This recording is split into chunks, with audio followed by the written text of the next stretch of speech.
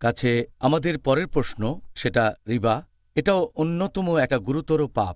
আর দুর্ভাগ্যজনকভাবে এখনকার দিনে অনেক মুসলিম মনে করে যে সুদ বা রিবা পুরোপুরি বৈধ আমাদের এই বর্তমান সমাজের প্রেক্ষাপটে। এই বিষয়ে কিছু বলেন যার ভিত্তি কোরআন আর সুন্নাহ। আমি এটা মানি যে অনেক মুসলিম মনে করে রিবা আর ইন্টারেস্ট একই জিনিস না, মনে করে আইনসম্মত। তবে রিবার মানে মূল জিনিসের অতিরিক্ত। এটার মধ্যে আছে ইউজারি, খুব চড়া হারের সুদ। তবে এর মধ্যে ইন্টারেস্টও আছে, কারণ ইন্টারেস্টের সংজ্ঞাটাই হচ্ছে টাকা ধার দিয়ে টাকা উপার্জন। আর ইউজারি চড়া হারের সুদ, ছোট হোক বা বড় হোক, রিবা জিনিসটা হারাম। এর মধ্যে আছে ইন্টারেস্ট, এছাড়াও আছে ইউজারি। আর আল্লাহ সুবহানাহু ওয়া তাআলা পবিত্র কোরআনে এই রিবা শব্দটা উল্লেখ করেছেন সব মিলিয়ে ৮ বার।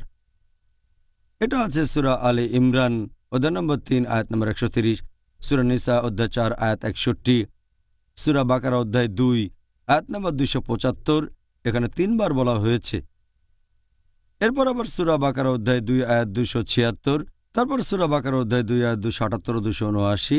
আল্লাহ এই দুটো আয়াতে বলেছেন, তোমরা রিবার দাবি ছেড়ে দাও, অর্থাৎ ইন্টারেস্টের দাবি, এবং যারা এই রিবার দাবি ছেড়ে দেবে না তারা যেন আল্লাহ এবং রাসূলের সাথে যুদ্ধের জন্য প্রস্তুত থাকে।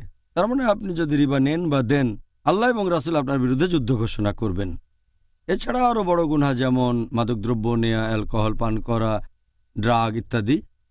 তবে রিবা বড় গুনার পাশাপাশি রিবায় জড়িত থাকলে আল্লাহ এবং রাসূল আপনার বিরুদ্ধে যুদ্ধ ঘোষণা করবেন। এটা পবিত্র কোরআনের একমাত্র আয়াত। মাত্র একটা পাপের ক্ষেত্রে আল্লাহ এবং রাসূল আপনার বিরুদ্ধে যুদ্ধ ঘোষণা করবেন, সেটা রিবা।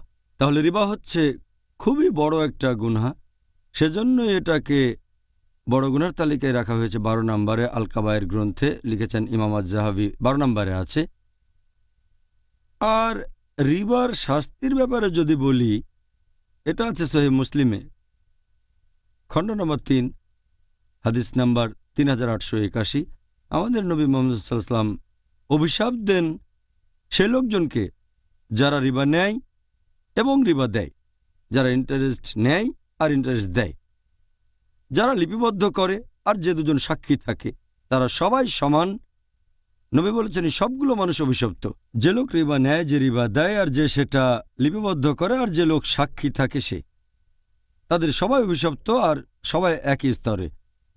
এছাড়া আরও একটা হাদিস আছে মুস্তাদরাক আল হাকিমে, হাদিস নাম্বার ২২৫৯।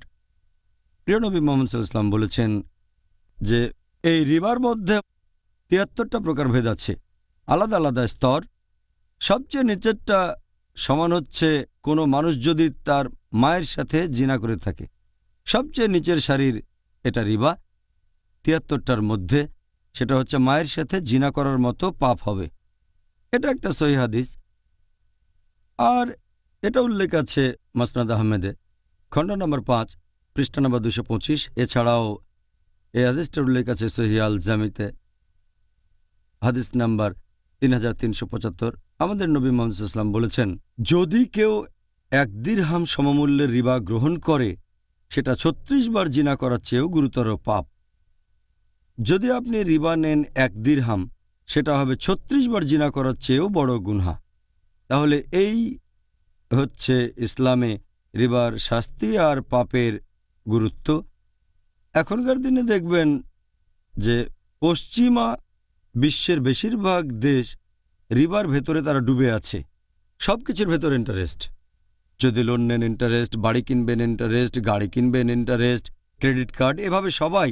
আর এই সিস্টেম বানায় গরিব মানুষকে আরও গরিব। অনেক ধনী লোকও দেউলিয়া হয়ে যেতে পারে, তবে এতে সাধারণত ধনীরা আরও ধনী হয়। রিবার অনেকগুলো খারাপ দিকের উপরে একটা লেকচার দিয়েছি, interest free economy প্রমালগামেটেড by Quran.